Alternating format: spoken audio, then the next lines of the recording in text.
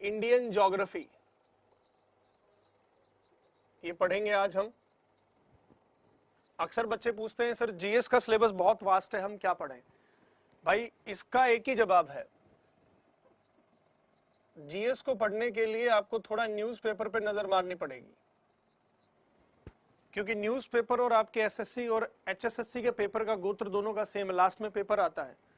तो newspaper will decide कि आपके ज्योग्राफी में क्या आएगा, क्योंकि जो स्थान अभी न्यूज में चल रहे हैं वही आपसे पेपर में बार बार पूछे जाएंगे। चौधरी सोमवीर, गुरुजी मूछों को ताव दे दो, ये लो भाई।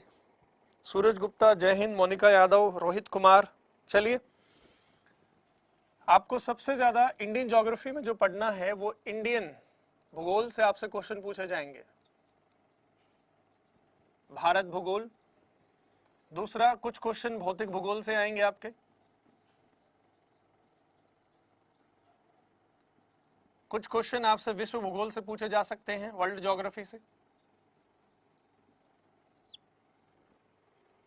ठीक है, नजरानों के लिए नजराना लाया हूं, आप सबके लिए ज्योग्राफी की मैराथन क्लास लाया हूं। भाई जल्दी से आ जाओ फटाफट। Suraj Gupta, good morning. 146 batch, okay Suraj, स्वागत है आपका। उत्तम नगर, अच्छे लग रहे हो sir. Deepak Solanki, thank you भाई। दीपक बेनीवाल, सभी बच्चों का स्वागत है भाई। जो बच्चे भी नए जुड़े हैं, वॉल्यूम इंक्रीज करें थोड़ा सा भाई, वॉल्यूम बच्चे कह रहे हैं कम है, मुझे बताते भी रहे साथ साथ। वॉल्यूम ओके है? थोड़ा सा आप चेक करें माइक।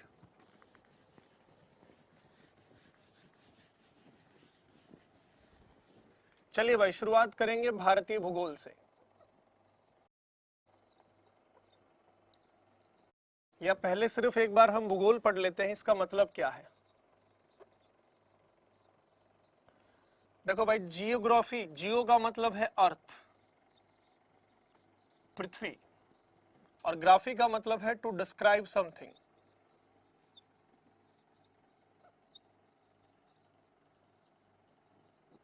मतलब क्या हुआ? पृथ्वी का विवरण करना। हमारी पृथ्वी कैसे बनी, कब बनी, ग्रह है कि तारा है कि सूरज है, इन सभी चीजों को हम पढ़ेंगे। पृथ्वी का विवरण हमें पढ़ना है। थोड़ी लाउडनेस कम है सर, ओके सर। वॉल्यूम, गुरुजी कितने घंटे में हो जाएगी ज्योग्राफी? सुधीर सोमवीर भाई, कोशिश करेंगे 6 से 7 घंटे में इसको खत्म कर देंगे। हाँ सुरजीत टूरन, बिल्कुल भाई पूरा करवाएंगे, you don't worry. Thank you Karamvir Mangal. Sachin Daiya, volume थोड़ी सी कम है, ओके वॉल्यूम थोड़ी सी कम है भाई, ठीक कर लेते हैं। अमित भाडू, राजेश वर्मा, अमनदीप कुमार, सभी बच्चों का स्वागत है एडू एमरल्ड पे, और जो बच्चे नए आए हैं उनका भी स्वागत है। आज की जो वीडियो आप देख रहे हैं ये आप तक पहुंचा रहे हैं एडू एमरल्ड, और उनकी पूरी टेक्निकल टीम को मैं धन्यवाद देता हूं जिन्होंने अपना कीमती समय आप लोगों के लिए निकाला है। ठीक है, एडू एमरल्ड आपका अपना यूट्यूब चैनल है, इस पे आप आइए, जुड़िए, और अलग अलग कोर्सेज की जो कक्षाएं हैं वो जल्द इस पे ऑनलाइन भी शुरू हो जाएंगी। अलग अलग कोर्सेज के अलग अलग अनुभवी टीचर से आप पढ़ पाएंगे। वो सारे कोचिंग संस्थानों के नाम जो आपने सुने हैं, जिनसे आप पढ़ भी चुके हैं, जिनसे आपके भाई बहन सेलेक्ट होकर सरकारी नौकरी में जा चुके हैं, उन सभी संस्थानों में पढ़ाए हुए अध्यापकों के साथ आपको बार बार रूबरू होने का मौका मिलेगा इस प्लेटफॉर्म पे। रोहित कुमार, पूरा करवा देना सर, नो प्रॉब्लम, पूरा ही करवाएंगे भाई। Thank you very much Gunjan Charan, बहुत अच्छे, थैंक यू। टॉपिक के साथ करवाऊंगा भाई, और साथ में एचएसएससी के प्रीवियस ईयर क्वेश्चंस हैं वो भी हम करेंगे, डोंट वरी।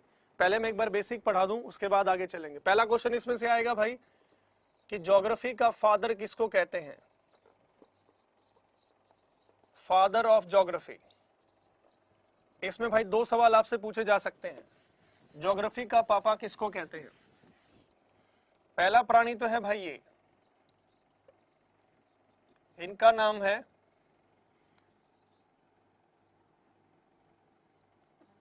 एरिस्थोदेनीस।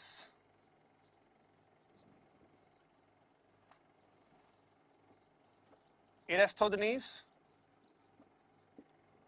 इनको कहा जाता है ज्योग्राफी का पापा। ये पहला प्राणी है जिसने भूगोल शब्द का उपयोग किया था। भूगोल शब्द का उपयोग किया था।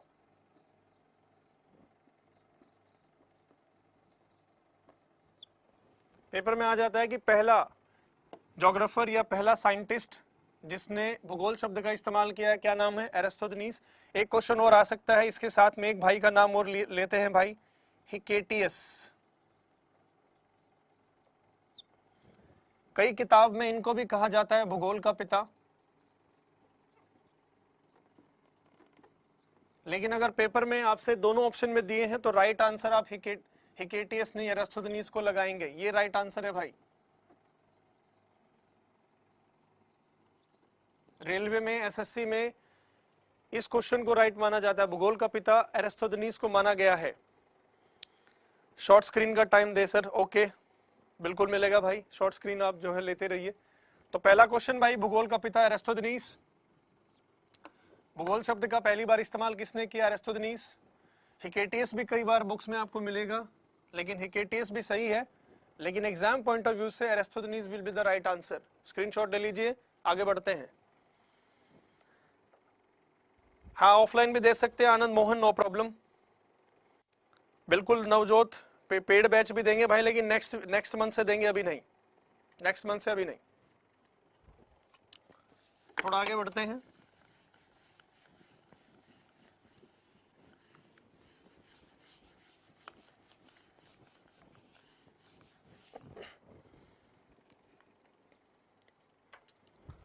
चलिए भाई, सबसे पहला टॉपिक हम शुरुआत करते हैं अक्षांश और देशांतर रेखाओं के साथ, लेकिन उससे पहले जरा इस डायग्राम को देखिए आप।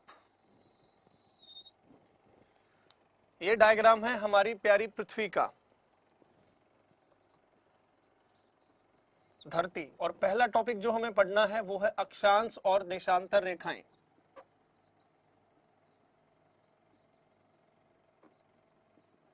अक्षांश और देशांतर रेखाएं, लैटिट्यूड्स एंड लॉन्गिट्यूड्स।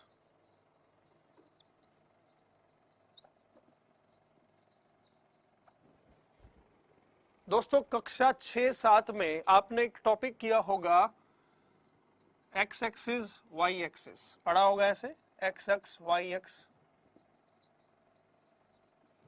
ठीक। और ये वही सवाल है जिसके माध्यम से आप मैथ में 50 में से 17 नंबर ले पाते थे, याद होगा आपको। पॉइंट पी की वैल्यू निकालते थे, एक्स वाई कोऑर्डिनेट ऐसे लिख के हम लोग निकालते थे। सबका टेस्ट चल रहा है, कोई बात नहीं, जब आपका टेस्ट खत्म हो तब आप आ जाए। देव पवन, लव यू, थैंक यू भाई सर, प्लीज वॉल्यूम इंक्रीज करें। ओके, सभी शेयर करें। हाँ, इसको शेयर मारते जाओ भाई, जल्दी जल्दी, जितना ज्यादा शेयर मारते जाओगे उतना ही मजा आता जाएगा। राजेश वर्मा, थैंक यू भाई, thank you very much. Chinu Sheoran, thank you. Sachin Daiya, volume increase करें। ओके, तो भाई पहली बात, पृथ्वी के एक्स एक्सिस पे जो लाइनें हमने लगाई हैं वो है अक्षांश रेखाएं।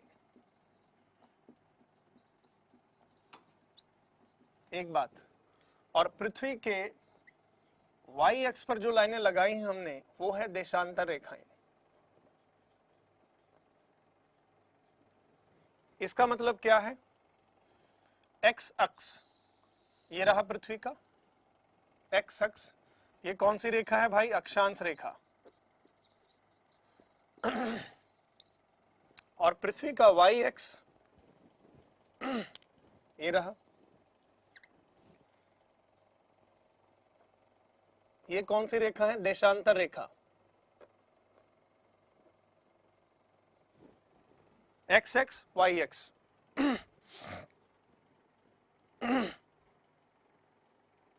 श्याम सुंदर, थैंक यू भाई। Saurabh Gill, good morning.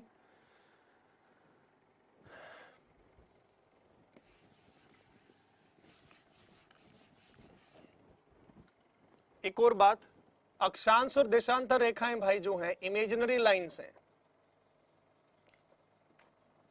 मतलब क्या है? ये काल्पनिक रेखाएं हैं।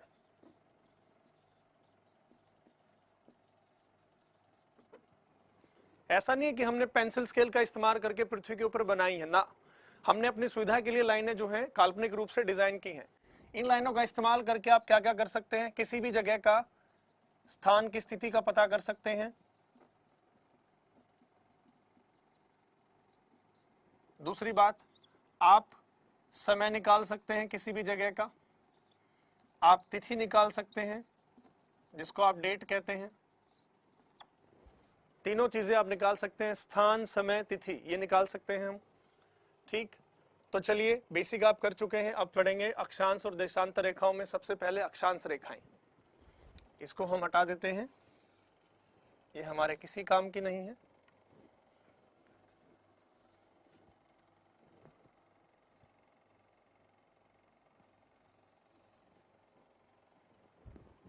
HSSC के पेपर में आपसे क्वेश्चन पूछा गया है, पहला क्वेश्चन क्लास, सबसे पहला क्वेश्चन, कौन सी रेखा है, अब भाई ये जो लाइन है अक्षांश रेखा, इसको हम क्या कहते हैं, 0 डिग्री अक्षांश, धरती के बिल्कुल बीचों बीच है, देख रहे हैं आप, इसीलिए इसको हम क्या कहते हैं, भूमध्य रेखा, या अंग्रेजी में कह देते हैं इक्वेटर। वो रेखा जो पृथ्वी को दो समान रूप से दो भागों में बांटती है उसको भूमध्य रेखा कहते हैं। अब भाई ऊपर वाला जो है ये हिस्सा, इसको क्या कहेंगे, उत्तरी गोलार्ध, इसको क्या कहेंगे, दक्षिणी गोलार्ध, अंग्रेजी में कहते हैं नॉर्दर्न हेमिस्फेयर, इसको कहते हैं साउदर्न हेमिस्फेयर।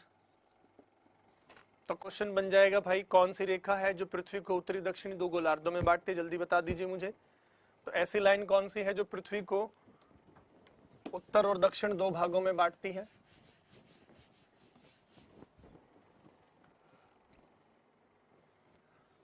तो भूमध्य रेखा जो है पृथ्वी को उत्तर और दक्षिण भागों में बांटती है।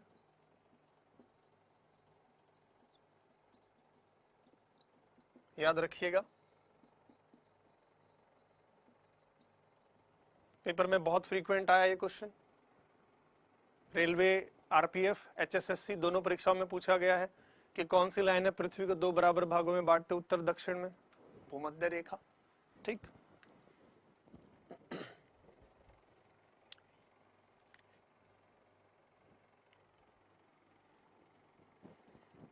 बहुत अच्छे, सीएम बड़सा, यार Chandan Kumar, equator, that's good, बहुत बढ़िया आंसर आप लोग कर रहे हैं। सभी बच्चों का स्वागत है भाई, जो नए बच्चे अभी जुड़े हैं उनका चैनल पे स्वागत है, और जल्द से जल्द मेरे प्यारे बच्चों इसको लाइक कमेंट शेयर कर दो भाई, ताकि मैं क्लास को और भी अच्छे ढंग से चला पाऊं, ज्यादा से ज्यादा बच्चों तक हम अपनी बात पहुंचा पाएं। जितना ज्यादा आप शेयर करेंगे, लाइक करेंगे, मेरा उत्साह उतना ही बढ़ता जाएगा, और आप ही मेरी ताकत हैं, आप ही मेरी शक्ति हैं। आपके लिए क्लास है जो मैं कर रहा हूं। Shyam Sundar thank you, Praveen Kumar equator बहुत बढ़िया राइट आंसर है भाई, अमित भाड़ू, सुनील दलाल जय हिंद sir, okay thank you, Pooja Sinwar, राम राम सर, पूजा सिनवार जय हो, कर दो सर शेयर, ओके जय हिंद sir, thank you Rocky friend. Let's move on gentleman.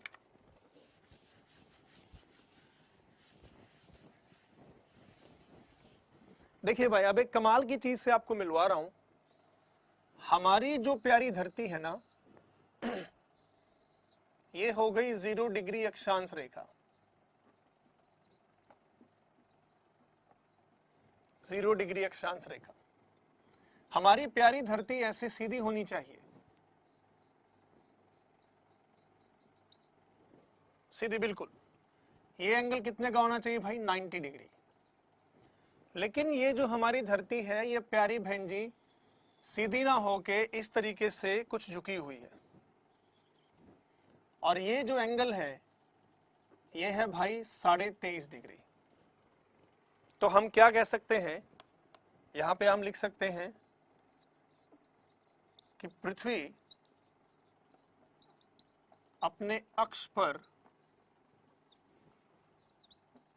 23.5 degree झुकी हुई है। अक्ष को भाई एक्सिस कहते हैं, याद रखिएगा, अपने अक्ष पर 23.5 डिग्री झुकी हुई है। अब अगर आपसे पूछ दे कि भाई अक्ष मतलब क्या, क्या होता है अक्ष, आपके सिर के ऊपर जो आपके घर पे पंखा चल रहा है वो एक डंडे के ऊपर लटका हुआ होगा, और उस डंडे के चारों तरफ वो घूम रहा होगा। उसी तरीके से एक लट्टू जो होता है, लट्टू की 2 कील होती है, एक ऊपर एक नीचे, उसी तरीके से पृथ्वी के 2 ध्रुव हैं भाई, एक है उत्तरी ध्रुव और एक है दक्षिणी ध्रुव, नॉर्थ पोल साउथ पोल। तो कहने का मेरा मतलब है कि अक्ष वो काल्पनिक रेखा है जो पृथ्वी के ध्रुवों से होकर गुजरती है। तो आप क्या लिखेंगे अक्ष के बारे में, काल्पनिक रेखा जो पृथ्वी के ध्रुवों से होकर जाती है।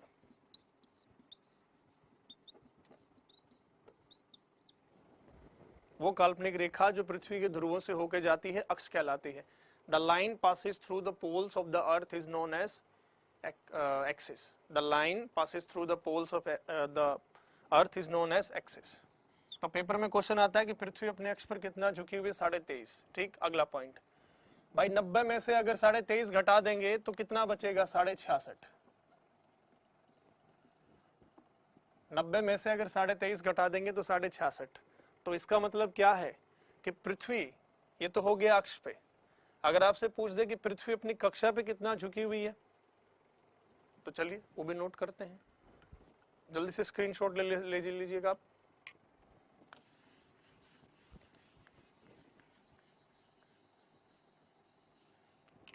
पृथ्वी अपने कक्षा पर कितना झुकी हुई है भाई? 66.5। अब भाई कक्षा का मतलब क्या है? कक्षा का मतलब है ऑर्बिट। ऑर्बिट, ऑर्बिट क्या है? ये वो रास्ता है जिस पर चलकर पृथ्वी सूर्य का एक चक्कर लगाती है। यानी कि सूर्य के चारों तरफ स्थित मार्ग जिस पर पृथ्वी सूर्य का एक चक्कर लगाती है उसको कक्षा कहते हैं भाई। तो दो क्वेश्चन हो गए। कक्षा पर कितना झुकी हुई? 66.5। अक्ष पर कितना झुकी हुई? 23.5। ठीक, अगर पृथ्वी अपने अक्ष पर 23.5 डिग्री झुकी हुई है, बचपन में आप जब आपने ग्लोब देखा होगा प्रिंसिपल के ऑफिस में, वो सीधा ना होकर थोड़ा सा ऐसा था, और प्रिंसिपल के ऑफिस में जब आप पिट रहे थे, आपकी कुटाई हो रही थी, आपको दक्षिणा मिल रही थी, तो आपकी तन्हाई का साथी एक ही था, वो प्यारा ग्लोब। वो आपको ताक रहा था और आप उसको ताक रहे थे ऐसे टेढ़ा। उस समय वो ध्यान नहीं आया होगा कि ये टेढ़ा क्यों है, लेकिन आज शायद आपको पता चल गया है कि पृथ्वी अपने अक्ष पर 23.5 डिग्री झुकी हुई है। इसी वजह से हमारा जो ग्लोब है वो आपको तिरछा दिखाई देता है। ग्लोब एग्जैक्ट पृथ्वी की रेप्लिका है जो आपको दिखता है। ठीक है, चलिए भाई आगे बढ़ जाते हैं।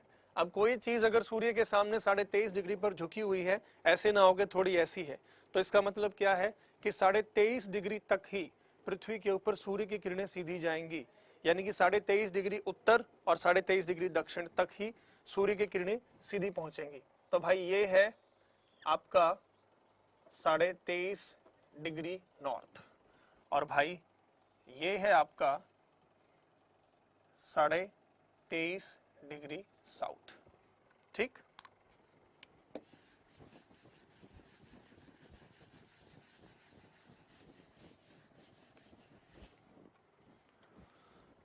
साढ़े 23 डिग्री नॉर्थ, इसको कहते हैं भाई कर्क रेखा, इसको कहते हैं मकर रेखा, इसको बोला जाता है ट्रॉपिक ऑफ कैंसर, और इसको बोलते हैं ट्रॉपिक ऑफ कैप्रिकॉर्न।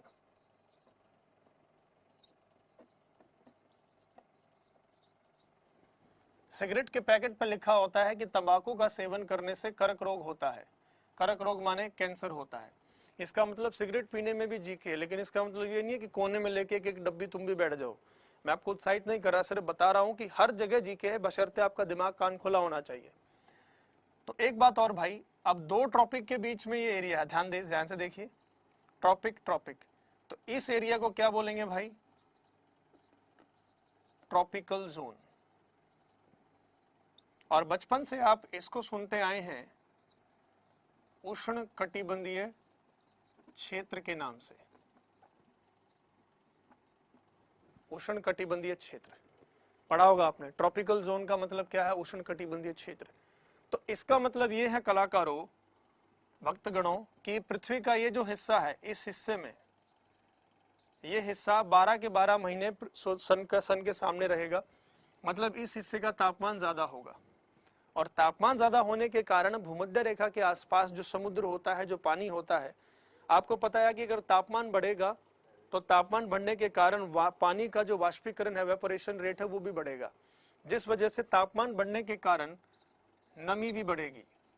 नमी को आप ह्यूमिडिटी भी बोल देते हैं भाई,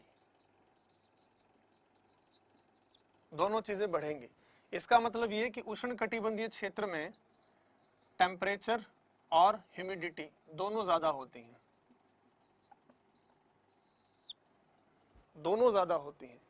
अब मुझे दिमाग पे जोर देके जल्दी से कमेंट सेक्शन में बता दो,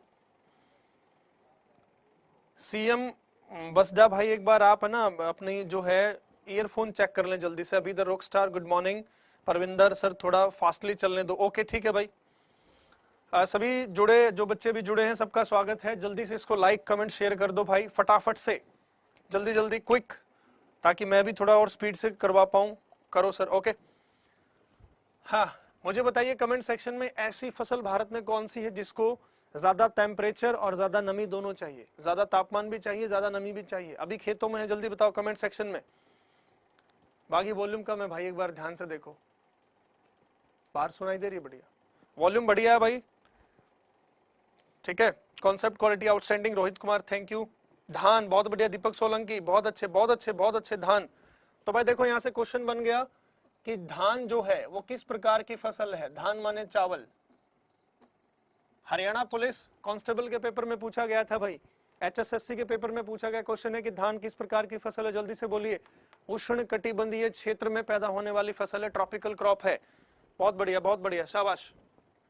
लाइक कमेंट करते जाओ भाई। एक और, आपको सबको पता है कि भारत के बीचों बीच होके एक लाइन जाती है, ये है हमारा प्यारा भारत। ये है भाई, भारत के बीचों बीच होके कर्क रेखा जाती है ना, आपको पता है कर्क रेखा भारत से होकर जाती है।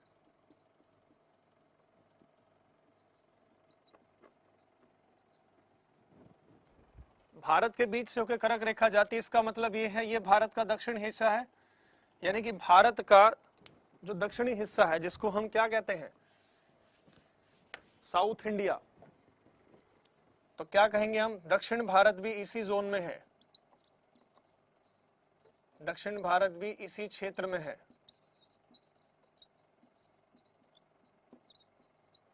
अगर दक्षिण भारत इसी क्षेत्र में है, इसका मतलब है कि साउथ इंडिया में कभी भी सर्दी नहीं आएगी भाई, हमेशा गर्मी रहेगी। और वहां का जो मुख्य फसल होगा, जो लोग खाते हैं, वो होगा चावल। इसलिए साउथ इंडिया में आपको चावल मिलेगा, गेहूं नहीं मिलेगा, क्योंकि गेहूं साउथ इंडिया में नहीं होता। तो जो जहां जो चीज उत्पन्न होती है वही लोग खाते हैं, ठीक। तो ट्रॉपिकल जोन से जुड़ा हुआ कोई भी सवाल है तो आप कमेंट सेक्शन में पूछ सकते हैं भाई। आगे चलते हैं अब।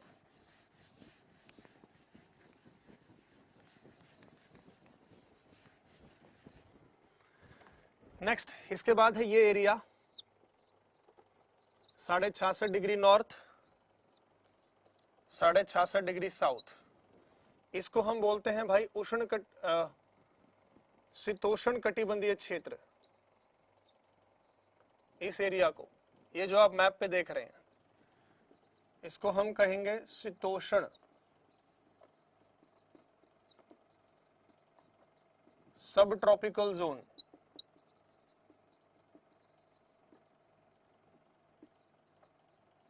शीत का मतलब है भाई सर्दी, उष्ण का मतलब है गर्मी। तो भक्तगणों जल्दी से बता दो, भारत का ऐसा हिस्सा कौन सा है जहां गर्मियों में गर्मी ज्यादा, सर्दियों में सर्दी ज्यादा। ऑफ कोर्स जहां बैठ के ये पावन लेक्चर सुन रहे हैं, यानी कि उत्तर भारत कौन से जोन में आता है, उत्तर भारत इसी क्षेत्र में है भाई। अब एक ऐसी फसल का नाम बताओ जिसको बोते समय सर्दी चाहिए, काटते समय गर्मी चाहिए, जल्दी बोलो। राइट आंसर है गेहूं। तो गेहूं किस प्रकार की फसल है, गेहूं शीतोष्ण कटिबंधीय जलवायु का पौधा है। एचएसएससी ने पूछा है भाई, बहुत अच्छे। स्नेहा सैनी उत्तर भारत गेहूं, बहुत बढ़िया। चंदन कुमार बहुत बढ़िया, हरियाणा पंजाब, ठीक है भाई, बहुत बढ़िया। तो कहने का मतलब है कि चावल जो है वो हो गया उष्ण कटिबंधीय क्षेत्र का पौधा, और गेहूं है वो हो गया शीतोष्ण कटिबंधीय क्षेत्र का पौधा। इसलिए दक्षिण भारत के लोग चावल ज्यादा खाते हैं, उत्तर भारत के लोग गेहूं ज्यादा खाते हैं। चलिए भाई, ये जो हिस्सा आप देख रहे हैं, ये वाला खाली हिस्सा, ये है ध्रुवीय क्षेत्र। ध्रुवीय क्षेत्र, पोलार जोन। यहाँ ठंडी ठंड है, पूरी ठंड है, इंसान नहीं रहता यहाँ पे। तो इसका मतलब पृथ्वी के उत्तरी और दक्षिण ध्रुव के आसपास का जो एरिया है वो पूरा आपका जमा हुआ है। तो पृथ्वी जो है उसको 3 क्षेत्रों में आप बांट सकते हैं, उष्णकटिबंधीय क्षेत्र, शीतोष्णकटिबंधीय क्षेत्र, ध्रुवीय क्षेत्र। ओके जेंटलमैन, चलिए आगे बढ़ते हैं, जल्दी से स्क्रीनशॉट ले लीजिएगा। स्पीड से चलूंगा भाई क्योंकि ज्योग्राफी का वास्ट सिलेबस है, जल्दी जल्दी खत्म करना है हमें। बहुत अच्छे बच्चों, आपकी संख्या दिन ब दिन बढ़ती जा रही है। Hello sir, good morning. Nidhi Bhalara, Nidhi I know you, thank you for coming on my channel. बहुत अच्छे बहुत अच्छे। गोपाल पांडे गेहूं, बहुत बढ़िया भाई। 8 राज्यों से निकलती हैं। संदीप जांगड़ा, ये कॉन्सेप्ट है ना भाई, मैं बताऊंगा इंडियन ज्योग्राफी के साथ, मुझे पता है 8 राज्यों से जाती है, अभी बता दूंगा तो फिर आप भूल जाओगे। कोई बात नहीं, तुम पूछ रहे हो तो भी बता दूंगा। रूपराम रावत, ठीक है भाई, आप ले लीजिए स्क्रीनशॉट। आगे बढ़ते हैं जल्दी से।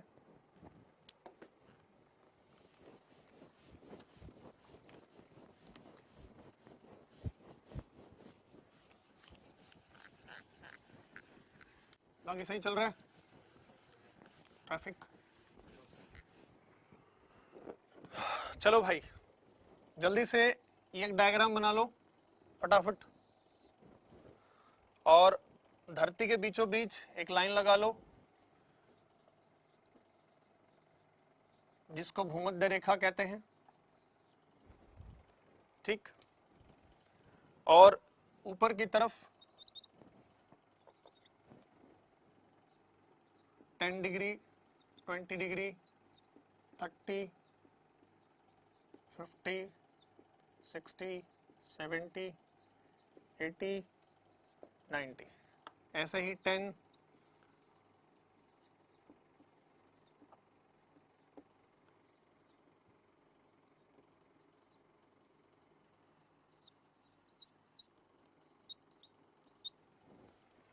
अब देखिए भाई 90-90 हमने जो है लाइनें लगा ली हैं, और क्योंकि ये हिस्सा उत्तरी गोलार्ध में है आपका, ये हिस्सा उत्तरी गोलार्ध में है, तो इसके साथ आप एन नॉर्थ आप लिख सकते हैं, कोई दिक्कत नहीं। इसके साथ आप S S S S S S लिख सकते हैं।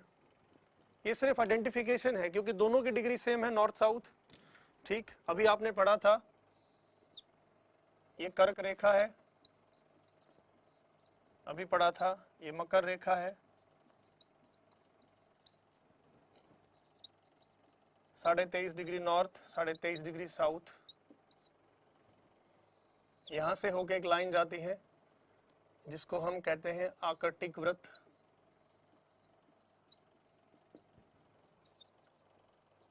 66.5 डिग्री नॉर्थ।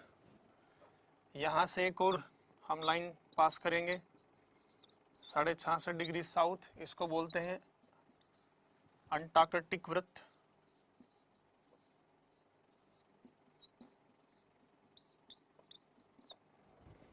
क्लास पेपर में मैं आपसे बता रहा हूँ, एचएसएससी या रेलवे आपसे मजाक कर देगी, पूछ देगी अंटार्कटिका वृत्त कितने डिग्री पर है, मकर रेखा कितने पर है, भूमध्य कितने पर है, कर्क कितने पे, आर्कटिक कितने पे है, याद रखिएगा, ठीक है। जल्दी से स्क्रीनशॉट ले लीजिए इसका। एक और बात ध्यान रखिएगा, आर्कटिक जो है एक महासागर है भाई, आर्कटिक एक महासागर है, ये एक ओशियन है, ठीक है, ओशियन। और अंटार्कटिका जो है ये एक महाद्वीप है।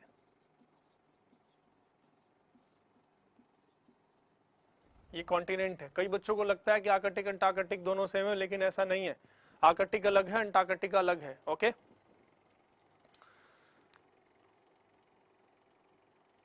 आवाज नहीं है, आवाज बिल्कुल सही है भाई। सर इंग्लिश में बताओ, Pankaj Yadav, I am trying my best, sound is good bro, English में भी बताओ। Okay sir, please comment terms English में बता दो, ठीक है, common terms, okay no problem. See इनको तो हम कह देते हैं भाई आर्कटिक सर्कल,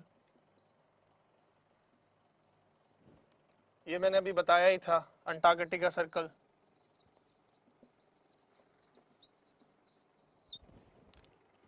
ठीक।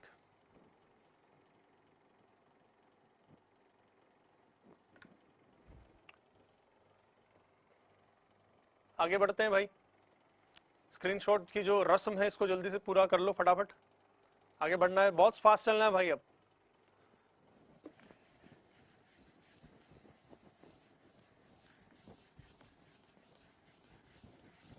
एचएसएससी ने आपसे क्वेश्चन पूछा था, उसको मैं चर्चा करूंगा, भूमध्य रेखीय व्यास ये कितना होता है? इसको बोलते हैं भाई इक्वेटोरियल डायमीटर।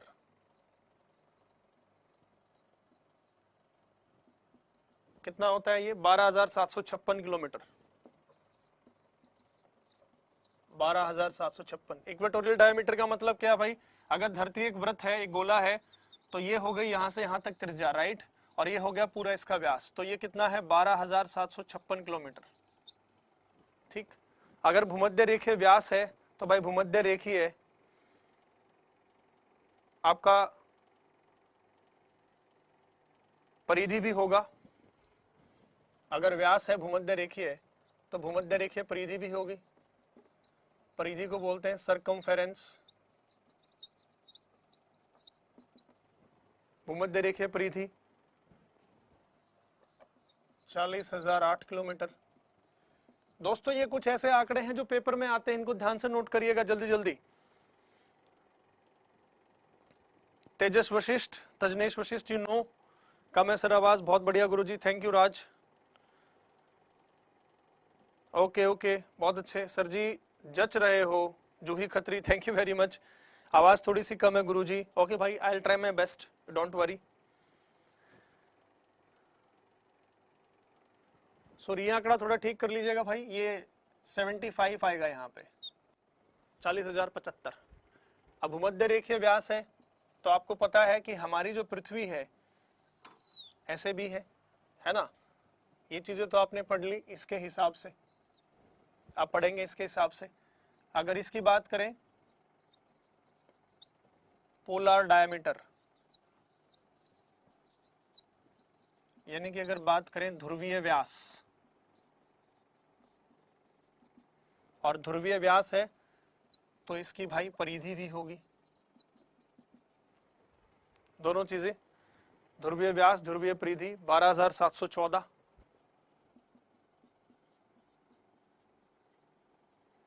और ये है,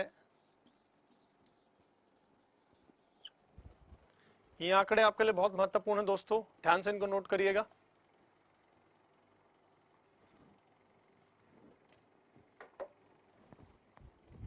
जल्दी जल्दी से नोट करते जाइए। ईयरफोन खराब है फिर आपका, मोनिका यादव। इलेप्टिकल शेप है, ठीक है निधि, होती है सर, बहुत अच्छे। 12,742। It's 56 gentleman, please correct it. ठीक है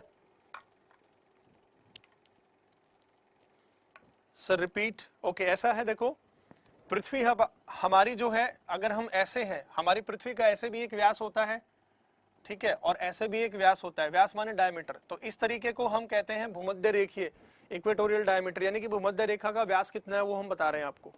वो है 12,756। इसका सरकमफेरेंस कितना है? 40,075। यानी कि भूमध्य रेखा जो है वो पूरा एक सर्कल है आपका। इस तरीके से यूं समझ लीजिए, धरती एक टमाटर है, टमाटर को अगर आप बीच से काटेंगे तो बीच से काटने के बाद सबसे बड़ा सर्कल बनेगा, तो सर्कल है तो उसका आपका सरकमफेरेंस भी होगा 40,075।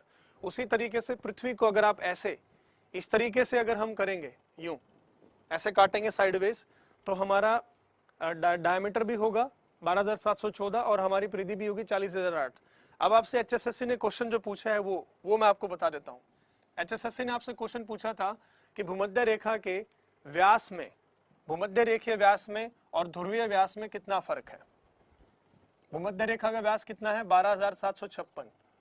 पोलर व्यास कितना है? 12,714। दोनों को घटा दीजिए, कितना आएगा? 2, 4, 42 किलोमीटर। ये पेपर में आ चुका है भाई। पेपर में पूछा था कि इक्वेटोरियल डायमीटर और पोलर डायमीटर में कितना डिफरेंस होता है? 42 किलोमीटर। लेकिन एचएसएससी ने ऑप्शन में 42 नहीं दिया था, 43 दिया था। तो 43 एक ऐसा ऑप्शन था जो 42 के आसपास था, तो वो सही था। ठीक है, आगे बढ़िए थोड़ा सा, इसको नोट करिए फटाफट, क्विक क्विक क्विक, जल्दी जल्दी स्क्रीनशॉट लीजिए, समय बहुत कम है अपने पास। बहुत अच्छे चंदन, 42, 43, 44 भाई तीनों सही हैं। ओके ओके सर, आवाज बिल्कुल अच्छी है। Okay, thank you thank you. जल्दी से भाई, जल्दी से पैरामाउंट में वापस भाई। अब Tajnesh Vashishtha, I love to be in the paramount, but भाई आप जानते हैं स्थितियां परिस्थितियां, ठीक है। आप में से जुड़ना चाहते हैं, पढ़ना चाहते हैं, एडमिरल पे पढ़िए, फ्री ऑफ कॉस्ट मैं आपको पढ़ाऊंगा, नो प्रॉब्लम एट ऑल। आगे चलिए भाई फटाफट, जल्दी से।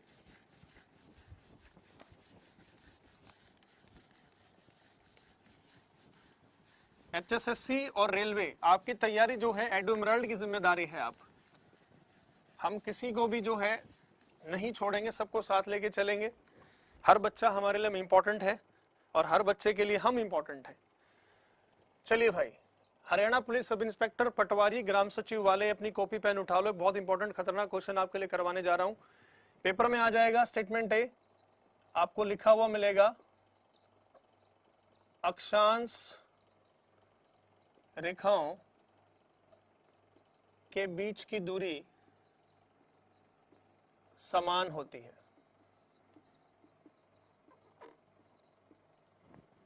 The distance between the latitudes is equal. मतलब क्या, अगर आप 10 डिग्री से 11 डिग्री जाएंगे, 10 डिग्री नॉर्थ से 11 डिग्री, 12 डिग्री नॉर्थ, तो इनके बीच का डिफरेंस 1-1 डिग्री होगा। मतलब क्या है इसका, आपने सलाद तो काटा होगा ना कभी बचपन में, लड़कों ने अपने लिए काटा होगा, लड़कियों ने किसी और के लिए काटा होगा, है ना भाई। जब आप सलाद को काटते हैं तो टमाटर के सभी टुकड़ों का जो आकार है, मोटाई है, जानबूझकर हम कोशिश करते हैं कि बराबर रहे। अगर थोड़ी सी भी ऊपर नीचे हो जाती है तो हम खुद उसको टिका देते हैं, बराबर कर देते हैं। तो इसी तरीके से पृथ्वी के जो अक्षांश रेखाएं हैं उनके बीच की दूरी हमेशा समान होती है, परंतु अक्षांश रेखाओं की लंबाइयां समान नहीं होती।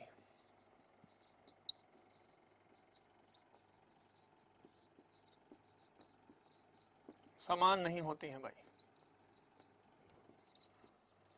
मतलब क्या है इसका, टमाटर के बीच वाला हिस्सा सबसे बड़ा सर्कल, जैसे जैसे आप टमाटर के कोनों की तरफ जाते जाएंगे उन सर्कल्स का साइज छोटा होता जाएगा। तो कहने का मेरा मतलब है the distance between the latitudes is equal but their lengths are not equal. Option A option B करके आपसे पेपर में पूछ देंगे और आपको आंसर देना होगा। तो इस तरीके से बिल्कुल से नवजोत 111 होता है भाई, स्नेहा सैनी, हाँ बिल्कुल, चिकी चिकी मैराथन क्लास है। ओके, शेयर करो सारे के सारे, जल्दी से जल्दी ज्यादा से ज्यादा बच्चों तक इसको पहुंचाओ भाई। 1 घंटे की लगभग क्लास हो चुकी है आपकी, ठीक है, जल्दी से जल्दी बढ़िए। चलिए अगला क्वेश्चन, ये क्वेश्चन क्लियर हो गया आपको, आगे बढ़ते हैं। इसका स्क्रीनशॉट ले लीजिए आप फटाफट।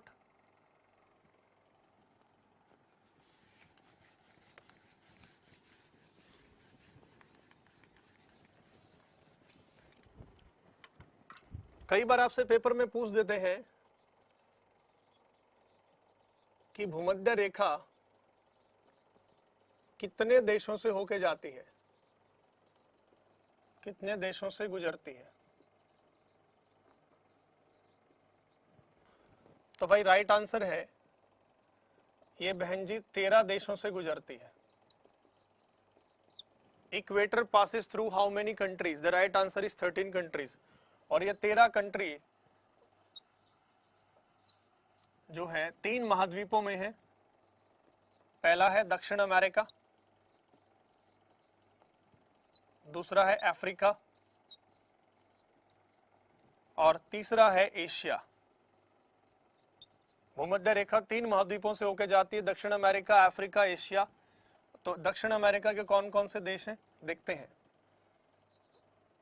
इक्वाडोर, कोलंबिया, ब्राजील, 3 देश तो ये हो गए। अफ्रीका के कौन कौन से देश हैं, कोंगो और है democratic Republic of Congo.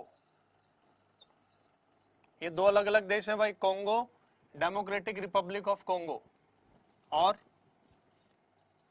Ghana, Kenya, Somalia, Uganda. 1 2 3 4 5 6, 1 2 3 4 5 6 और एक है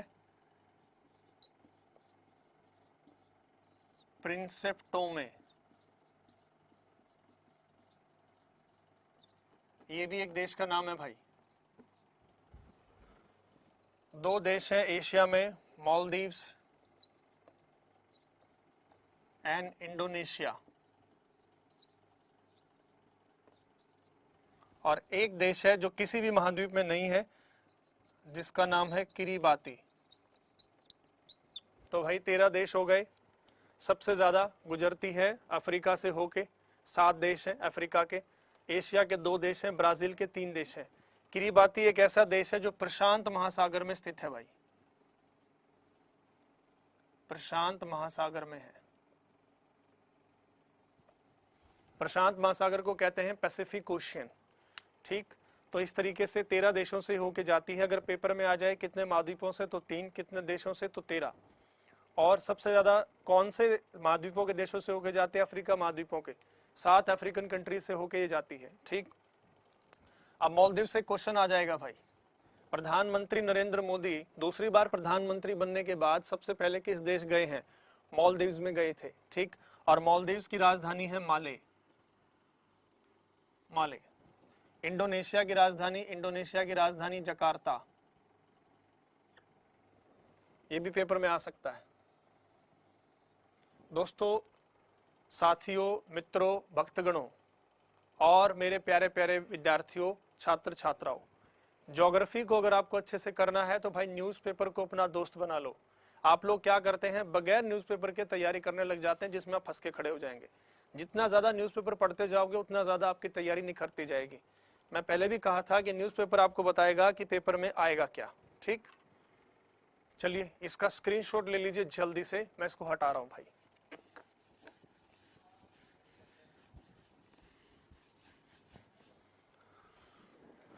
ओके, माली, जकार्ता, माली नहीं है भाई, जकार्ता, माली, प्रशांत, जगमीत सिंह सेखो, सबका स्वागत है दोस्तों। जितने भी लोग, गुड मॉर्निंग, जितने भी लोग, खुशबू कुमारी, बेटा आप है ना एक काम कर सकते हो, इंग्लिश के न्यूज़पेपर से शुरुआत कर सकते हो। इंग्लिश में आप द ट्रिब्यून से शुरुआत कर सकते हो। द ट्रिब्यून वो अच्छा नहीं लगता तो आप द इंडियन एक्सप्रेस से शुरुआत कर सकते हो। वो अच्छा नहीं लगता तो फिर आप पढ़ सकते हो द हिंदू। लेकिन द हिंदू आप लोगों की इंग्लिश की औकात से बाहर हो जाएगा तो उसको बाद में लपेटना, पहले द ट्रिब्यून से शुरुआत करना। हिंदी मीडियम के बच्चे दैनिक जागरण, दैनिक भास्कर दोनों अखबार पढ़ सकते हैं, दोनों अच्छे अखबार हैं। लेकिन हरी भूमि, ये पंजाब केसरी अखबार नहीं है। पंजाब केसरी तो देखने पढ़ने से ज्यादा देखने के काम आता है। ठीक है, तो पंजाब केसरी अखबार आप फॉलो ना करें। 120 लोग हमारे साथ जुड़ चुके हैं, सभी बच्चों का स्वागत है। जो बच्चे नए आए हैं उनका भी स्वागत है। आप तक ये वीडियो जो पहुंचा रहे हैं एडू एमरल्ड की टीम का मैं हार्दिक दिल से स्वागत करता हूं, धन्यवाद करता हूं जो इतना मेहनत आप लोगों के लिए कर रहे हैं। ओहो पंकज यादव, मुझ तक मशूक रखी होनी है, मित्रा ने मूछ रखी है। चलो भाई आगे बढ़िए जल्दी जल्दी। एक क्वेश्चन है आपके लिए जो एचएसएससी ने पूछा है, उसका जवाब मैं आप लोगों से चाहूंगा। एचएसएससी ने आपसे क्वेश्चन पूछा था food and supply sub inspector के पेपर में। क्वेश्चन जल्दी से आप लोग नोट कर लीजिएगा। क्वेश्चन लिखिए, कौन से एशियाई देश की राजधानी भूमध्य रेखा के सबसे नजदीक है? कौन से एशियाई देश की राजधानी भूमध्य रेखा के सबसे नजदीक है? ऑप्शंस हैं ये हैं आपके ऑप्शंस। कौन से, गुड मॉर्निंग, श्रीलंका, ओके। जल्दी से क्वेश्चन का आंसर दीजिए, कोई कितना टाइम नहीं है भाई, जल्दी उड़ा दो फटाफट क्वेश्चन को। लाइव क्लास में आप लोग बैठे हैं, क्लास में नहीं बैठे। दीपक सोलंकी, बहुत बढ़िया राइट आंसर, बहुत बढ़िया राइट आंसर है भाई सिंगापुर। सिंगापुर की राजधानी है सिंगापुर सिटी। लेकिन कुछ बच्चे कहेंगे सर अभी तो आपने कहा था कि एशिया के 2 देशों से भूमध्य रेखा होकर जाती है और वो है मालदीव और इंडोनेशिया। बिल्कुल कहा था बच्चों, लेकिन ना तो मालदीव की राजधानी भूमध्य रेखा के ज्यादा निकट है और ना ही आपकी इंडोनेशिया की है। तो सिंगापुर की राजधानी सिंगापुर सिटी भूमध्य रेखा के सबसे ज्यादा नजदीक है। ऐसे झटके आपको पेपर में बार बार मिलते रहेंगे, इसलिए इसके लिए तैयार रहिएगा। जगमीत सिंह सेखो, मंजू, प्रवीण, सिंगापुर, नौमाले नहीं है बेटा, सिंगापुर है राइट आंसर है। चिकी चिकी बहुत अच्छे, बहुत बढ़िया, बहुत बढ़िया बच्चों का राइट आंसर आया है, बहुत अच्छे, शाबाश। नेक्स्ट बढ़ते हैं भाई। आपसे क्वेश्चन में पूछा जा सकता है कि पृथ्वी पर स्थित सबसे बड़ा काल्पनिक वृत्त कौन सा है? सबसे बड़ा काल्पनिक वृत्त, जल्दी बोलिए। सबसे बड़ा काल्पनिक वृत्त है भाई विषुवत वृत्त। The biggest imaginary circle present on the earth, वो होगा इक्वेटोरियल सर्कल। इक्वेटोरियल सर्कल जिसकी मैंने अभी आपको सरकमफेरेंस लिखवाई थी ना, इक्वेटोरियल सरकमफेरेंस कितनी है, 40,078 किलोमीटर, उतना ये सबसे बड़ा वृत्त है आपका। अब अगर भाई कोई सबसे बड़ा वृत्त है तो सबसे छोटा भी होगा भाई। स्मॉलेस्ट इमेजिनरी सर्कल कौन सा है, जल्दी बोलिए। रेलवे ने पूछा पेपर में, एंड HSSC ने पूछा पेपर में, लास्ट ईयर क्लर्क के पेपर में पूछा था, सबसे छोटा काल्पनिक वृत्त, जल्दी बताइए भाई। सबसे छोटा काल्पनिक वृत्त, जल्दी बोलो जल्दी बोलो, पेपर में बताओ। ER Chandan Kumar polar, okay. खिलाड़ी कुमार इक्वेटर, ठीक है भाई। विश्ववत सबसे बड़ा विश्ववत वृत्त, ठीक है। जल्दी बोलिए सबसे छोटा आपका काल्पनिक वृत्त कौन सा है। सबसे छोटा काल्पनिक वृत्त है 89 degree north, 89 degree south, 90 degree. Deepak Solanki 90 नहीं है भाई, देखो भाई ध्यान से सुन लो, 90 डिग्री नॉर्थ, 90 डिग्री साउथ, ये जो दोनों हैं ये एक बिंदु है, एक बिंदु है, और एक बिंदु कभी भी एक लाइन नहीं हो सकता। Point can never be a line, right. हाँ बहुत अच्छे, CM बादशाह एकदम सही, 89। तो भाई 90 डिग्री नॉर्थ, 90 डिग्री साउथ एक बिंदु और एक बिंदु एक लाइन नहीं हो सकता। तो यहां से क्वेश्चन और आ गया आपके लिए, कुल अक्षांश कितने हैं, टोटल लैटिट्यूड्स कितने हैं भाई। देखो 0 डिग्री से 90 डिग्री नॉर्थ तक ये हो गए 91, और 0 डिग्री से, अब आप 0 डिग्री तो ले नहीं सकते, 1 डिग्री साउथ से 90 डिग्री साउथ, ये कितने हो गए 90। भाई 0 से 90 तक तो 91 हो गए। अब 0 आप एक बार ही गिन सकते हो, दोबारा नहीं गिन सकते। तो 1 डिग्री साउथ से 90 डिग्री साउथ तक 90 हो गए। तो टोटल अक्षांश कितने हैं, जल्दी बोलिए। 181, राइट आंसर। 181, 182, विकास गौतम 182 नहीं है भाई, 182 बिल्कुल, 181 सबका सही है, बहुत अच्छे, बहुत बढ़िया बहुत बढ़िया। लेकिन अगर ये पूछ दे कि भाई टोटल लैटिट्यूड लाइन कितनी है, कुल अक्षांश रेखाएं कितनी है, तो अभी देखिए टोटल लैटिट्यूड है भाई 181, ठीक। 2 लैटिट्यूड ऐसे हैं जो पॉइंट है 90 डिग्री नॉर्थ, 90 डिग्री साउथ, इनमें से 2 को घटा दीजिए, कितना आ जाएगा 179। तो टोटल अक्षांश रेखाएं कितनी है 179। याद रखिएगा, अगर आपसे पूछे कुल अक्षांश रेखाएं 179, कुल अक्षांश 181, 2 क्वेश्चन है पेपर में आते हैं। दीपक सोलंकी बहुत बढ़िया भाई, बहुत बढ़िया। अमनदीप 179, गौरव सैनी खिलाड़ी, ठीक है ठीक है। अनुभव कश्यप 179, ठीक है भाई, बहुत बढ़िया, आगे बढ़िए। स्क्रीनशॉट लेना चाहे तो ले सकते हैं।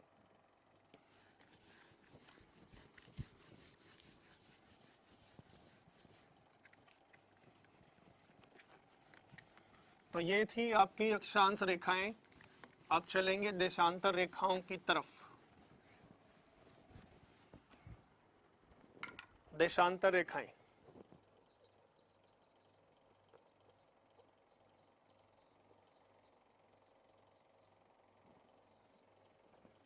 देशांतर रेखाएं भाई ये रही, थोड़ा और बड़ा खींच देते हैं इसको।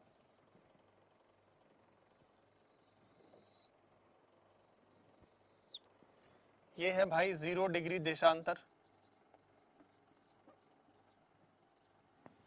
इसको हम कहते हैं प्राइम मेरिडियन लाइन भी बोल देते हैं।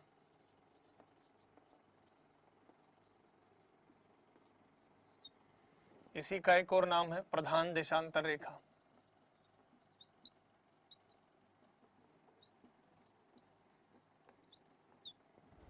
ठीक, अब ये जो लाइन है ये लंदन में एक जगह है ग्रीनविच, ग्रीनविच वहां से होके जाती है लंदन में, इसलिए इसका एक नाम और है ग्रीनविच रेखा।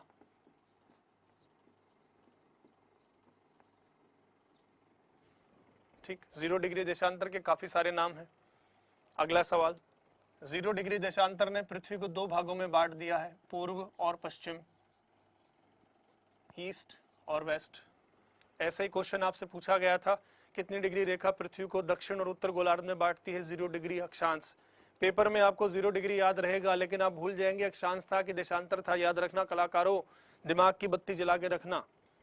ठीक, तो ये ईस्ट में बांटती है, वेस्ट में बांटती है। अब अगर एक बात बताइए, धरती अगर आपका एक गोला है, 360 डिग्री का, तो उसके अंदर टोटल एंगल कितना होगा 360 का। ठीक है, हाँ ये डिग्री 4 बार जो है भाई मुड़ी हुई है। हाँ छात्रों जल्दी से जल्दी कलरफुल मार्कर ले लो गुरुजी। Harish Jangra, okay sir. जल्दी से जल्दी जो है अपने इस चैनल को आप लाइक कमेंट शेयर करते जाइए, जल्दी से जल्दी फैलाते जाइए फटाफट। बहुत आनंद की प्राप्ति हो रही है मुझे। ठीक है, जल्दी से जल्दी भाई लगे रहो, कमेंट करो, लाइक करो, शेयर करो, जितना जल्दी आप फैला पाते हैं। ठीक है मनदीप, आपका राइट आंसर है भाई, बहुत अच्छे। Good morning sir. Jyoti Sharma, good morning. जल्दी से जल्दी आप जो है अपने 18, बहुत बढ़िया बहुत बढ़िया बहुत बढ़िया। जल्दी से जल्दी जो है भाई इसको लाइक करते भाई, जल्दी से जल्दी एडो एमराल्ड पे जितने ज्यादा लोगों को जोड़ सकते हो जल्दी से जोड़ो। आनंद खोखर, थैंक यू भाई।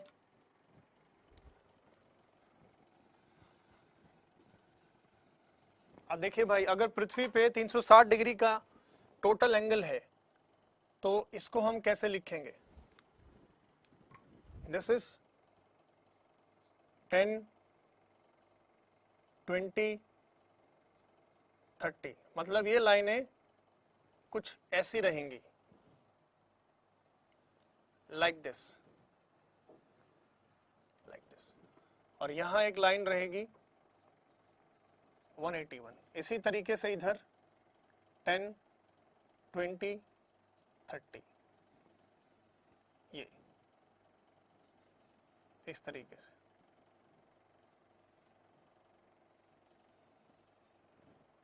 Like this. अब भाई सीधी सी बात है, ये ईस्ट है तो आप यहाँ ई लिखोगे, ये वेस्ट है तो यहाँ आप डब्ल्यू लिखोगे, और एक लाइन आपकी यहाँ होगी 180 डिग्री। ठीक, इस तरीके से।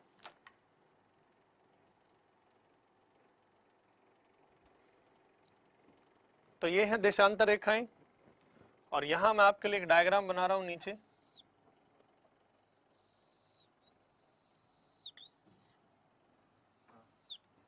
सिंगल पेज दो मुझे, एक ब्लैंक।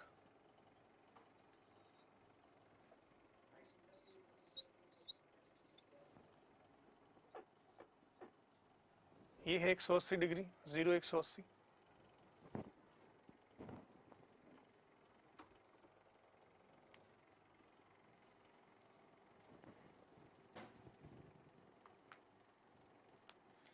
एक बात बताइए मुझे, अगर हमारी धरती 360 डिग्री का एक कोण बनाती है, मतलब ये यहां से चली और वापस यहीं आ गई, ऐसे घूमती है हमारी धरती वेस्ट टू ईस्ट। ठीक,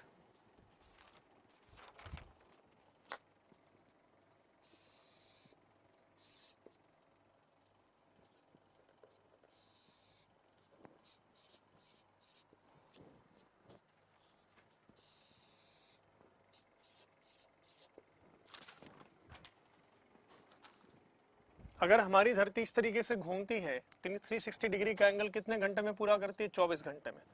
तो कहने का मतलब है 24 को 360 से भाग देंगे तो 15 डिग्री आएगा। मतलब क्या है, 1 घंटे में घूमती है 15 डिग्री। ठीक, अब 1 घंटे का मतलब है भाई 60 मिनट, सीधी सी बात है। तो 60 मिनट बराबर 15 मिनट, 15 डिग्री, 15 चौके 60। तो क्या आप ये कह सकते हैं कि 4 मिनट में 1 डिग्री घूमती है? जल्दी बोलिए। ये बहुत मुश्किल मैथ है, इसमें इंटीग्रेशन डिफरेंशिएशन सब कुछ लगेगा, है ना। कहो तो मैं भाग करके दिखा दूं, 360 24 15 ही आएगा नालायको। तो 1 घंटे में 15 डिग्री, तो 60 मिनट में 15 डिग्री, 4 मिनट में 1 degree. Railway NTP, railway TT का पेपर हुआ था 2016 ऑनलाइन, उसमें क्वेश्चन आया भाई 1 डिग्री घूमने में जो है धरती कितना समय लेती है? 4 मिनट। और ये क्वेश्चन आपका जो है हरियाणा पुलिस में भी पूछा गया है कि पृथ्वी 1 डिग्री घूमने में कितना टाइम लेती है? 4 मिनट का। तो जरा जल्दी से एक बार इस पेज की तरफ अपनी निगाहें हैं वो साहब घुमा लो। हमारी धरती इस तरीके से है, कुछ ऐसे। ठीक, बीच में 0 डिग्री है, इसके बैक साइड में 180 डिग्री है, यानी कि 0 डिग्री 180 के जस्ट बैक साइड में होगा। मैं थोड़ा सा क्लोज आके आपको दिखा देता हूँ। ये 180 डिग्री, ये इसके आगे 0 डिग्री, यानी कि 0 डिग्री के ठीक जस्ट बैकग्राउंड में 180 है। और अगर आप इसको ऐसे खोल देंगे सामने यूं, तो कहने का मेरा मतलब है 180 जो लाइन है वो दोनों हाफ में कॉमन होगी, 0 डिग्री भी 180 डिग्री भी। You got my point? इसका मतलब क्या हुआ कि 0 डिग्री दोनों हिस्सों में कॉमन है, 180 डिग्री दोनों हिस्सों में कॉमन है। तो हम ये नहीं कह सकते कि 0 डिग्री पर 180 डिग्री पे हम जो है दिशाओं का ज्ञान करेंगे। कहने का मेरा मतलब है पेपर में आता है कि कौन कौन सी देशांतर रेखाओं पर हम दिशा अंकित नहीं करते। देखो जैसे इन पे लिखा हुआ हमने 20 degree east, 20 degree east, 30 degree east, 10 degree west. क्या 0 डिग्री पे कोई डायरेक्शन लिखी है? बिल्कुल नहीं। क्या 180 डिग्री पे कोई डायरेक्शन लिखी है? बिल्कुल नहीं। तो पेपर में आ जाएगा 180 डिग्री और 0 डिग्री पर दिशाएं अंकित नहीं करते हम।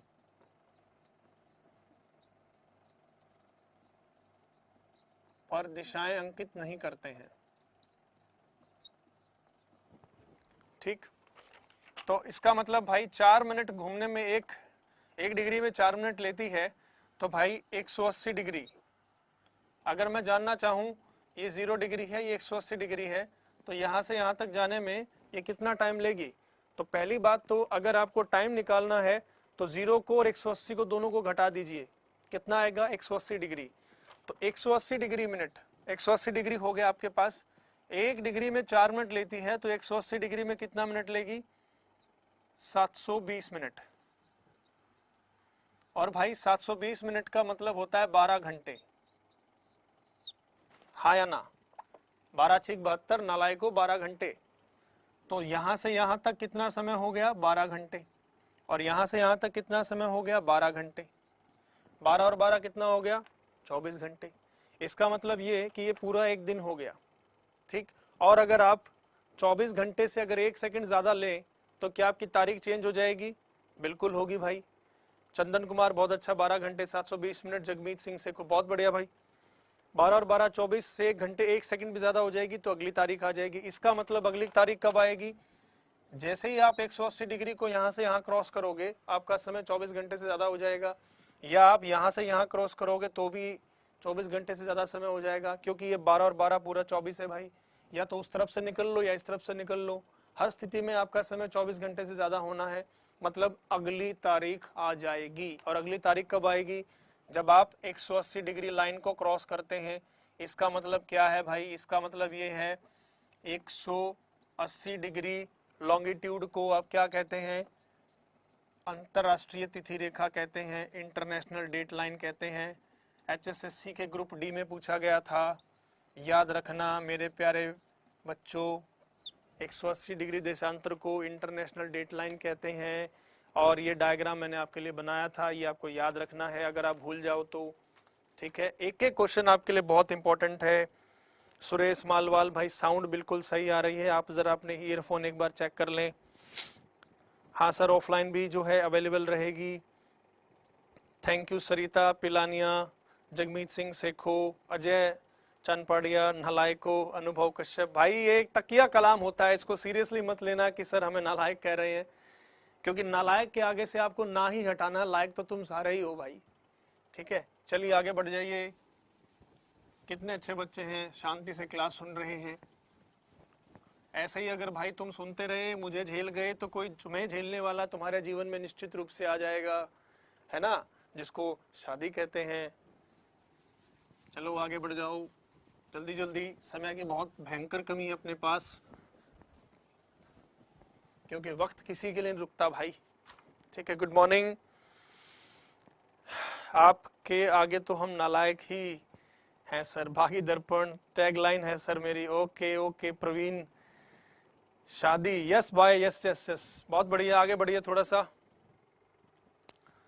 अभी से कहाँ ब्रेक मांग रहे हो भाई श्याम सुंदर? मुश्किल से जो क्लास है 66 मिनट ही हुई है, अभी से ब्रेक चाहिए तुम्हें?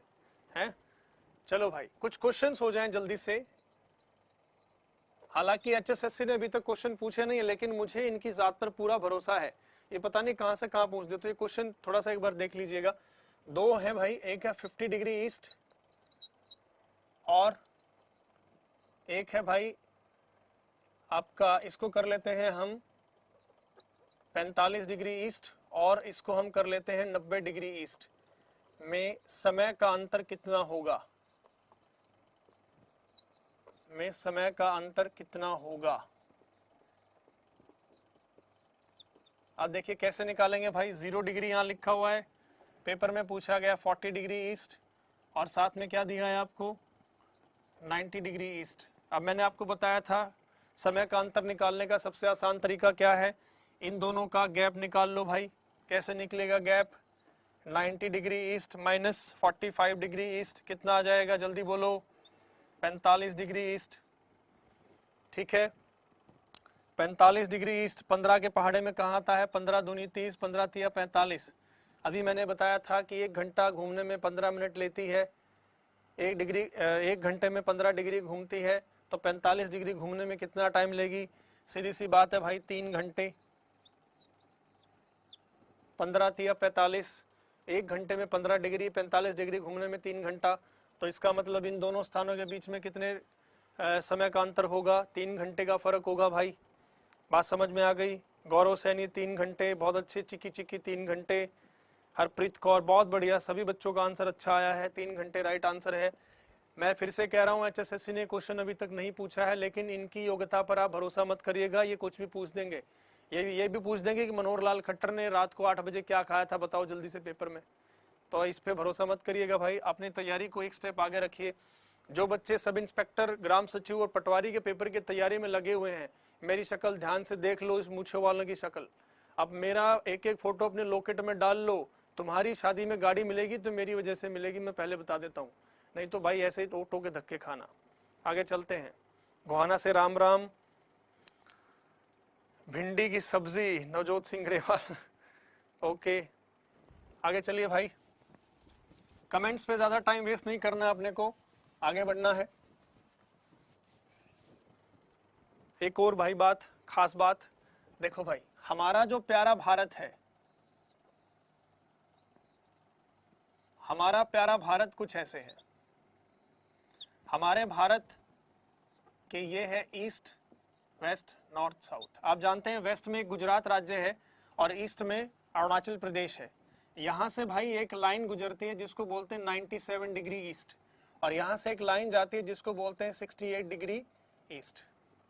ठीक, 2 लाइनें पास होती हैं। अब समस्या ये है कि भारत कौन से देशांतर के समय को फॉलो करे। अगर तो इसको फॉलो करता है तो गड़बड़, इसको फॉलो करता है तो गड़बड़। कैसे गड़बड़ होगी, देखो, 97 में से अगर आप 68 माइनस कर दोगे तो 17 में से 8 गए 9 और 29 डिग्री। तो पेपर में HSSC ने पूछा है कि भारत के पूर्वी और पश्चिमी छोर के समय में कितना अंतर है। अंतर को मारो गोली। पहले तो मुझे बता दो डिग्री के हिसाब से कितना गैप है, 29 डिग्री। अगर मेरे प्यारे बच्चों 29 डिग्री का गैप है तो लगभग कितने घंटे का गैप हो गया, 2 घंटे का, 15 दूनी 30 है ना, 2 घंटे का गैप हो गया। तो भारत के पूर्वी और पश्चिमी छोर पर 2 घंटे का गैप HSSC ने क्वेश्चन पूछा है। परीक्षा का मुझे नाम ध्यान नहीं किसमें, लेकिन आया जरूर है। अब समस्या ये है कि हम इसको फॉलो करें तो गुजरात का समय उसके समय से 2 घंटे का फर्क, अरुणाचल प्रदेश वाला फॉलो करें तो गुजरात के समय में 2 घंटे का फर्क। इसी समस्या से निपटने के लिए भारत सरकार ने भारत के बीचों बीच से होता हुआ एक देशांतर है 82.5 डिग्री पूर्वी देशांतर, इसको खींचा है। 82.5 डिग्री पूर्वी देशांतर, इसी को कहा जाता है भारत का स्थानीय मानक समय। भारत का स्थानीय मानक समय, the local time of India. HSSC ने पेपर में 6 बार पूछा है भाई साहब, 6 बार। ग्रुप डी में आया है, कलरक के पेपर में आया है, HAU के पेपर में आया है। ठीक है, तो याद रखिएगा भारत का स्थानीय मानक समय 82.5 डिग्री पूर्वी देशांतर। एक क्वेश्चन और पूछ सकते हैं, भारत के 5 राज्यों से होके ये जाता है, 5 राज्यों से गुजरता है। और इलाहाबाद जिसको प्रयागराज कहते हैं, प्रयागराज में एक जगह है नैनी, नैनी से होके जाता है। ये भी पेपर में पूछा जाता है कि भारत में किस जगह से होके जाता है, नैनी से होके जाता है। अगला सवाल, आपको पता है 0 डिग्री अभी मैंने बताया था, ग्रीनविच लाइन कहते हैं, ये है 82.5 डिग्री पूर्वी देशांतर कलाकारों, एक और क्वेश्चन का आंसर यहाँ से मिल गया। भारत पृथ्वी के कौन सी दिशा में है? भारत पृथ्वी की कौन सी दिशा में है? तो भारत पृथ्वी के उत्तरी गोलार्ध में है और पूर्व दिशा में है। तो कौन सी दिशा होगी भाई? उत्तर पूर्व। भारत पृथ्वी के उत्तर पूर्व दिशा में है। ये देखो, इससे इस तरफ ईस्ट है, इससे इस तरफ वेस्ट है। अभी बताया तो था मैंने, ये ईस्ट है, ये वेस्ट है, और यहाँ कहीं है हमारा प्यारा भारत, जिसमें हम 130 करोड़ लोग शान से रहते हैं, जिसका हमें कोई मलाल भी नहीं है। हम 130 करोड़ हर साल एक नया ऑस्ट्रेलिया खड़ा कर देते हैं। हम ऐसे लगे रहे तो एक दिन दुनिया में सिर्फ एक ही लोग दिखाई देंगे, इंडियन, बाकी कुछ कोई दिखाई नहीं देगा। अब मैं आप लोगों से जानना चाहता हूँ कि लंदन और नई दिल्ली के समय में कितना फर्क है। तो किसी भी स्थान के टाइम का फर्क निकालना हो तो कैसे निकालेंगे? इन दोनों को पहले घटा दीजिए तो कितना आ जाएगा? 82.5 डिग्री। 82.5 डिग्री को क्या मैं ऐसे लिख सकता हूँ? 75 + 60 डिग्री। जल्दी बोलिए। 75 डिग्री का मतलब क्या हुआ? 5 घंटे। 15 पंजे 75, 1 घंटे में 15 डिग्री, तो 75 डिग्री घूमने में 5 घंटे, और 7.5 मिनट घूमने में कितना टाइम लेगा? 30 मिनट। तो भारत और लंदन के समय में कितना फर्क है? 5 घंटे 30 मिनट का। और जब आप घड़ी में जब टाइम सेट करते हैं मोबाइल में, तो आपको ऐसे मिलता होगा +5.5 घंटे GMT। देखा होगा कभी? प्लस का मतलब क्या है? भारत का समय आगे है। किससे आगे है?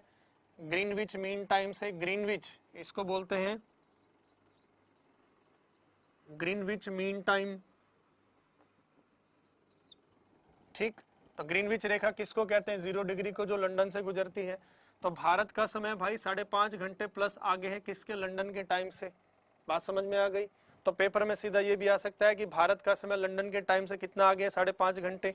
बहुत बढ़िया भाई, ग्रीनविच मीन टाइम। भाई एक बार मेरे प्यारे छात्र छात्राओं, जो भी अभी नए बच्चे जुड़े हैं, सबका स्वागत है। एडुएमरल्ड के लिए, आपके लिए, मेरे लिए एक बार जल्दी से इस वीडियो के कमेंट और लिंक को जल्दी से शेयर मार दो फटाफट। जितना जल्दी मार पाओगे उतना जल्दी मजा आ जाएगा। विजयपाल कुमार भाई, कॉन्सेप्ट ही क्लियर करूंगा। अजय ऑनलाइन बैच भी लाएंगे भाई, टेंशन ना लो। Welcome to all of you to Eduemerald. 10 time share धांसू संदीप सर की धांसू क्लास। Okay, thank you. इनकी डिस्कवरी कब हुई जी? शाहरुख खान शेर। जल्दी जल्दी से भाई फैलाते जाओ। बीमारी को जितना छुओगे उतनी फैलेगी, और मैं तो एक ऐसी बीमारी हूं, जितना फैलूंगा उतना आपके लिए फायदा है। जल्दी से पेलते जाओ इसको, लाइक मारते जाओ, कमेंट मारते जाओ। तो भाई आप लोगों ने पढ़ा अक्षांश और देशांतर रेखाओं का टॉपिक पेपर में आता है, और पेपर में आपसे क्वेश्चन पूछे जाते हैं। बहुत इंपॉर्टेंट टॉपिक है और बहुत ही आसान है, पूरी ज्योग्राफी का बेस है। जिस बच्चों के टॉपिक समझ में आ गया वो जिंदगी में ज्योग्राफी में तो कम से कम वो हिलने वाला है नहीं, मार नहीं खाने वाला। ठीक, अगला क्वेश्चन आपसे पूछ सकता है कि भाई कुल देशांतर रेखाएं कितनी हैं? जल्दी से कमेंट में मुझे बता दो कुल देशांतर रेखाएं। देखो भाई, इनको निकालने का बड़ा आसान तरीका है। 0 से 180 डिग्री, ठीक, ये कितनी हो गई? 181। अब मैंने कहा था 0 डिग्री 180 डिग्री दोनों कॉमन है, एक बार ले सकते हैं, दोबारा नहीं ले सकते। तो 1 डिग्री साउथ से साउथ तो इसमें होता ही नहीं। 1 डिग्री ईस्ट से 179 डिग्री ईस्ट, ये हो गई 179। दोनों को जोड़ दो, 360 आएगा। तो कुल देशांतर रेखाएं कितनी हैं? 360। कुल अक्षांश रेखाएं कितनी है? 179। कुल अक्षांश कितने हैं? 181। ठीक, आगे चलते हैं। 179 नहीं है सीएम बसड़ा। 360 विक्की शर्मा। 361 नहीं है भाई, 360 है। Good morning